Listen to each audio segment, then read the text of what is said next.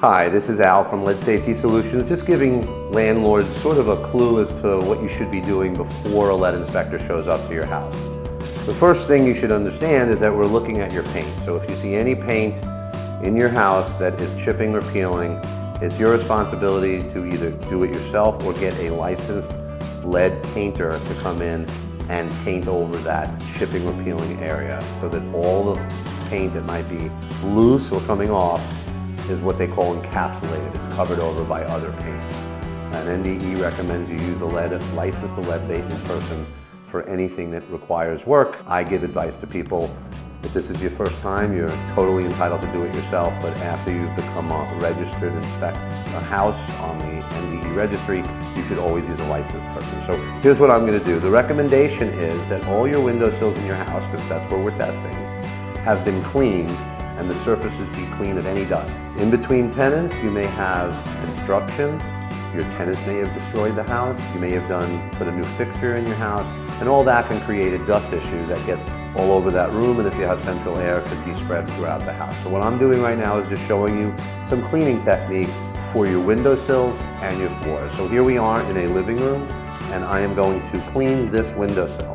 I'm using any household cleaner, doesn't matter what you choose, and you should throw out your paper towel in between windows. So because the surface of this windowsill is the area that the government thinks is most dangerous to children, we're hoping that you do not have any lead dust on this windowsill before the lead inspection test is being done. And all I did was wipe the surface and throw out the paper towel.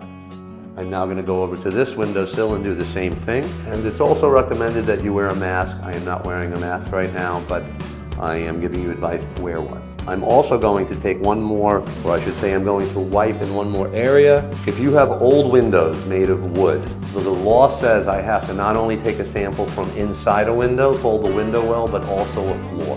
This is also a method for cleaning those bathrooms which may not have a window.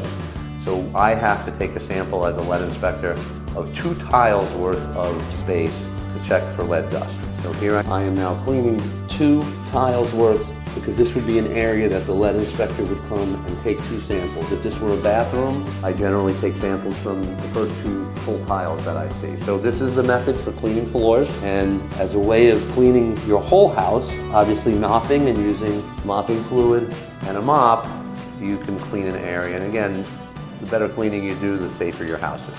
And that's it. How do you deal with household mold? What if you have mold levels that are slightly elevated but not crazy numbers that you would need to bring in a mold remediation company? Bathroom molds are slightly elevated. Why? Because they have access to water. You have a shower, you have a bath. Sometimes there's a leak in a sink. So what do? So mold needs 3 things to multiply.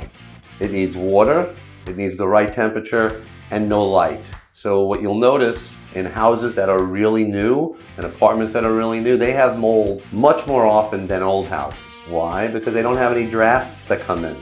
And unless a place has air coming in regularly flowing, mold will grow. So here I am. If this was a normal house that has slightly elevated mold levels, let's just say you had a mold test done, levels came out slightly elevated but not terrible, what can you do?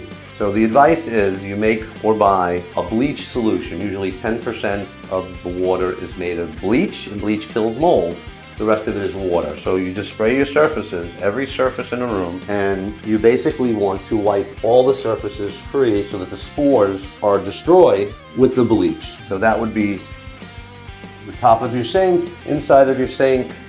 You could use a mop, but the idea is every surface in a room where mold is present, you should use a mold killing solution of bleach or buy one at Home Depot. And this is how it's done.